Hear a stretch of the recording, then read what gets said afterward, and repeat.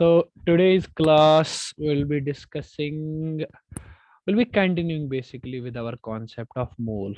So today we'll be discussing few more questions in mole concept. So let me see mole concept में कैसे हम questions करेंगे. देखो बेटा question क्या है हमारे पास. Question इस तरह से है. Calculate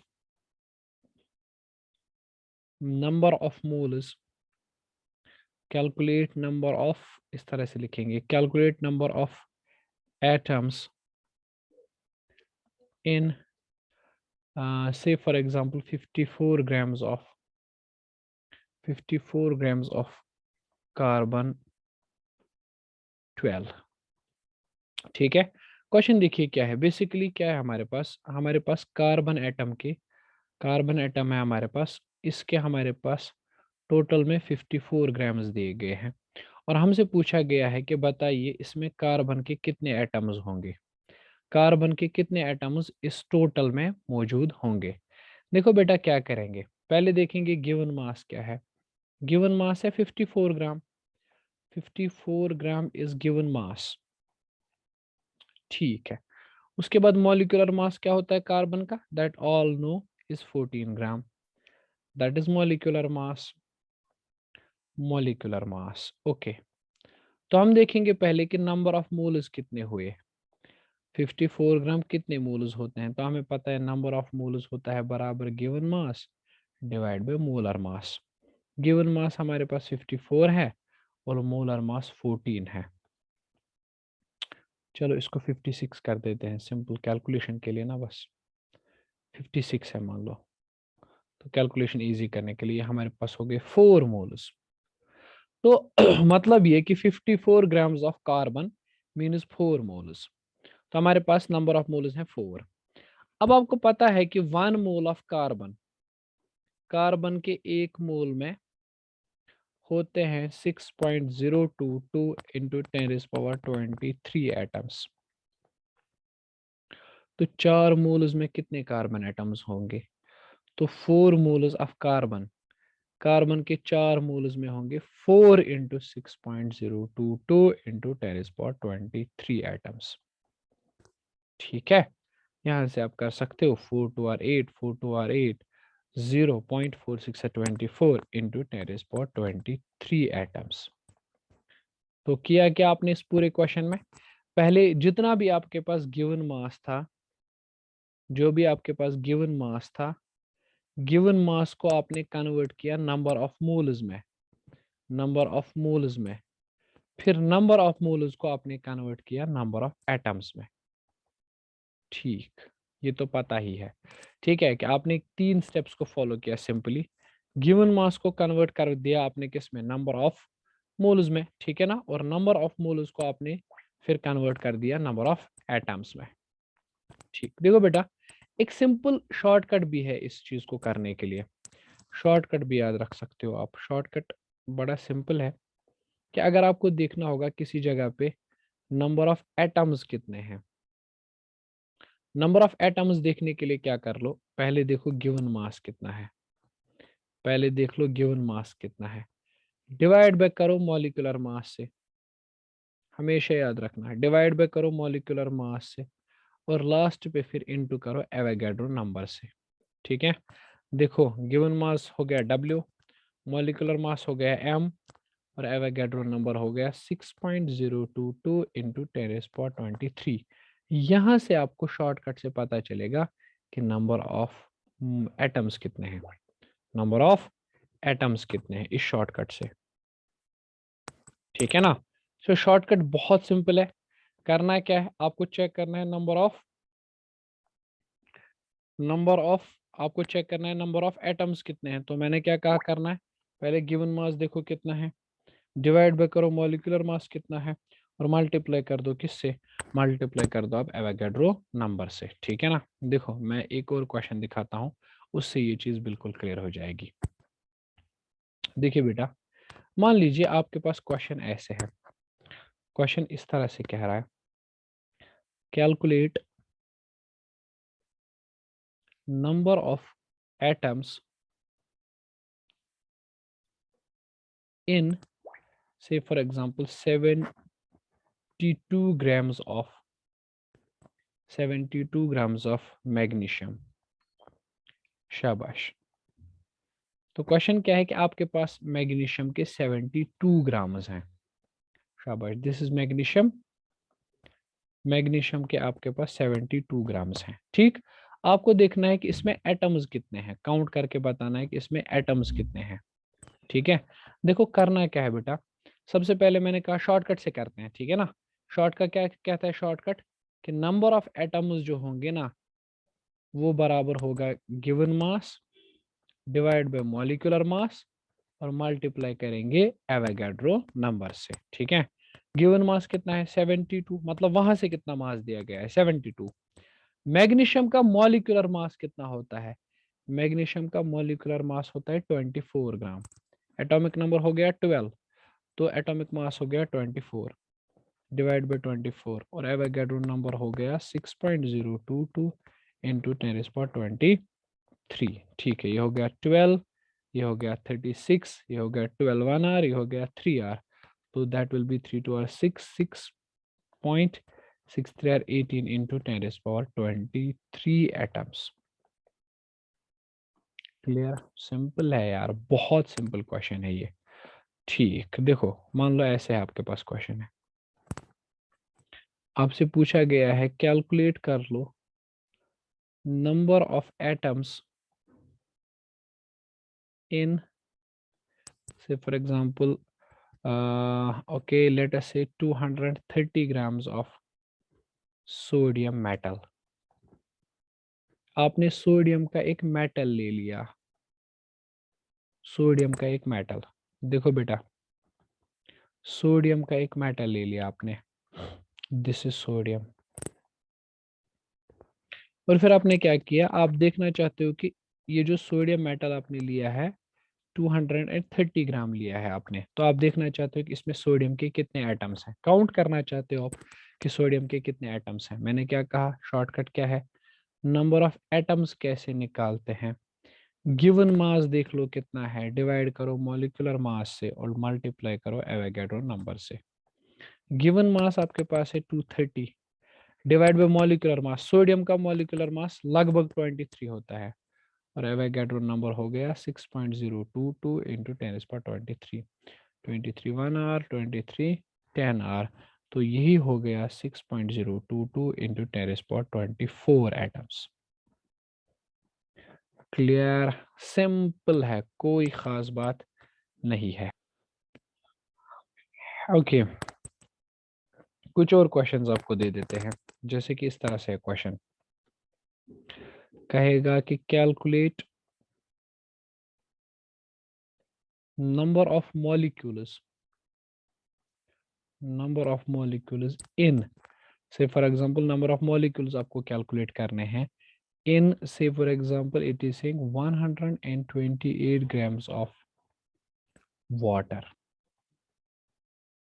ठीक है, मान लो ऐसे आपके पास there is a glass of water, there is a glass of water and it contains water up to this stage, say for example up to this stage,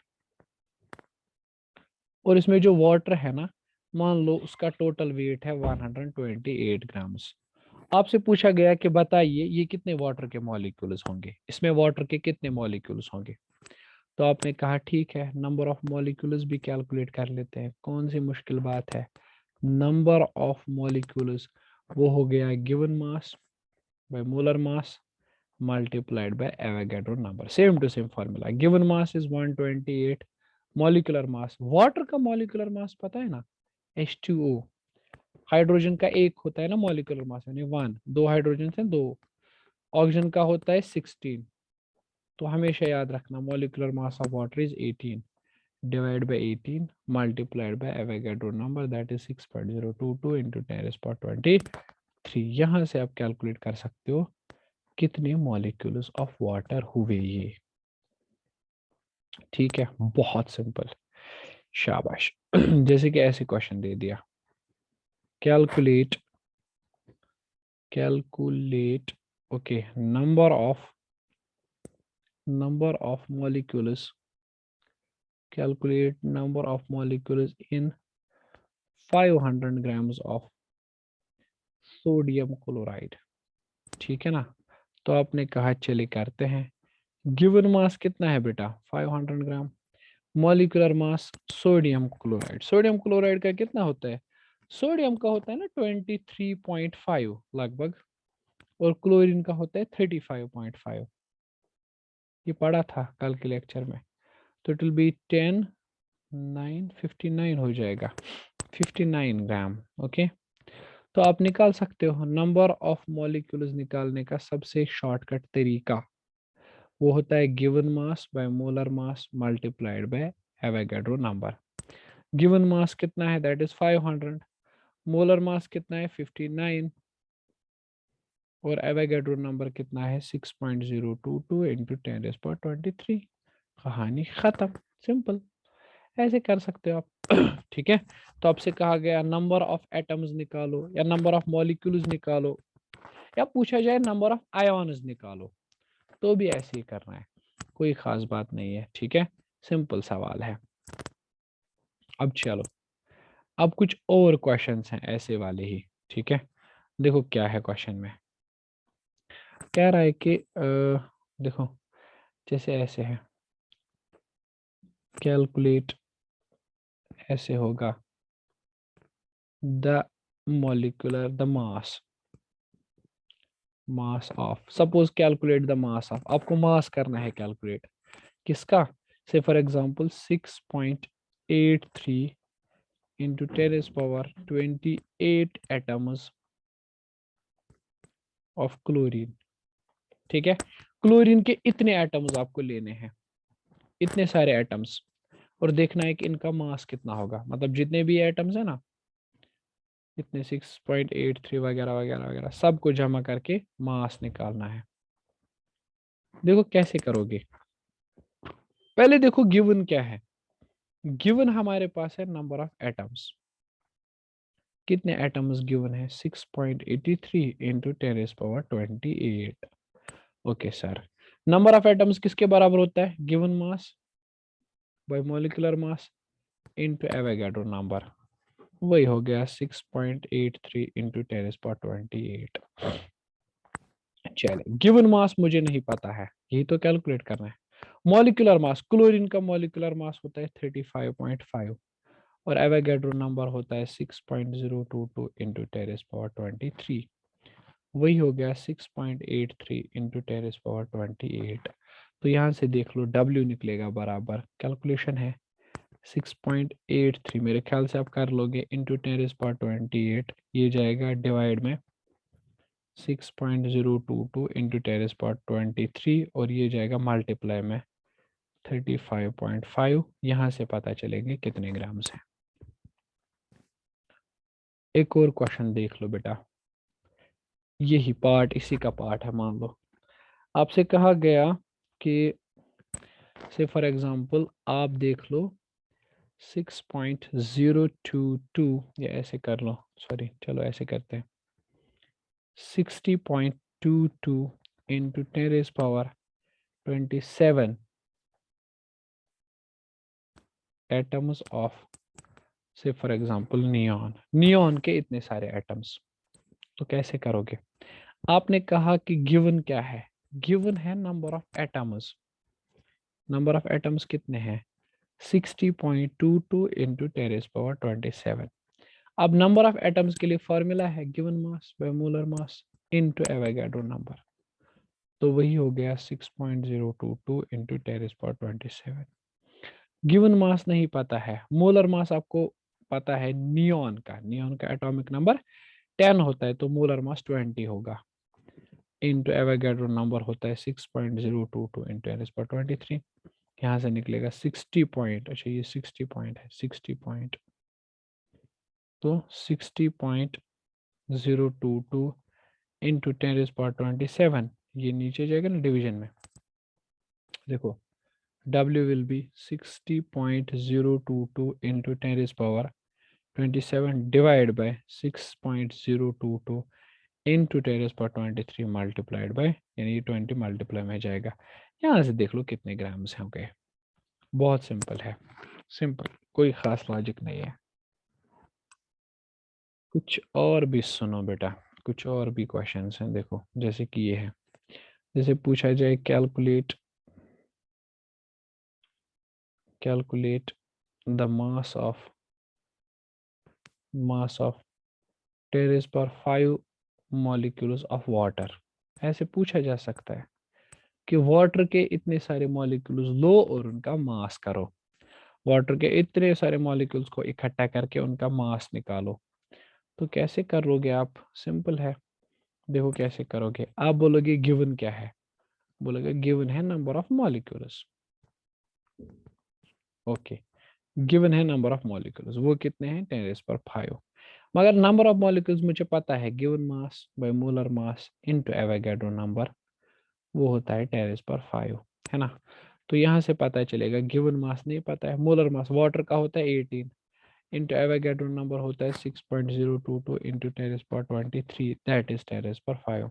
तो W का वैल्यू यहाँ से फिर निकालना है 10⁵, ये 18 ऊपर जाएगा और ये 6.022 नीचे जाएगा, 23। यहाँ से पता चलेगा कि कितने ग्राम्स हो गए ये, ठीक है।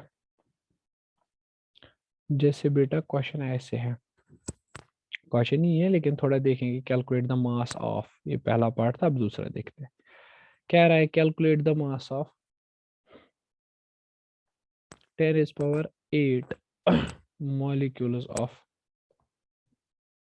molecules of H2SO4।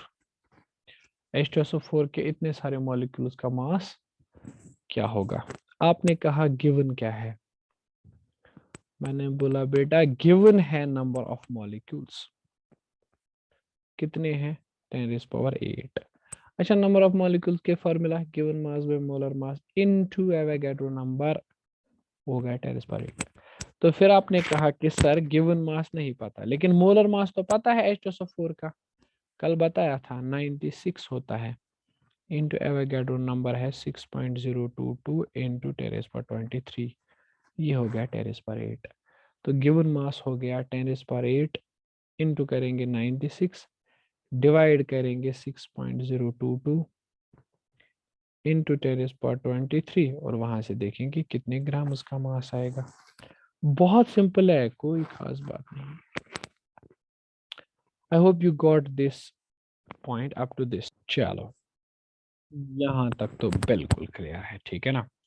तो कोई ख़ास बात नहीं है। अभी तक हमने सीखा कि नंबर ऑफ़ एटम्स कैसे कैलकुलेट करेंगे, फिर सीखा कि अगर हमें नंबर ऑफ़ एटम्स गिवन होंगे तो कैसे कैलकुलेट करेंगे मास वगैरह, ठीक है। वो सारी चीज़ें बिल्कुल सिंपल है, कोई ख़ास बात नहीं है उनमें,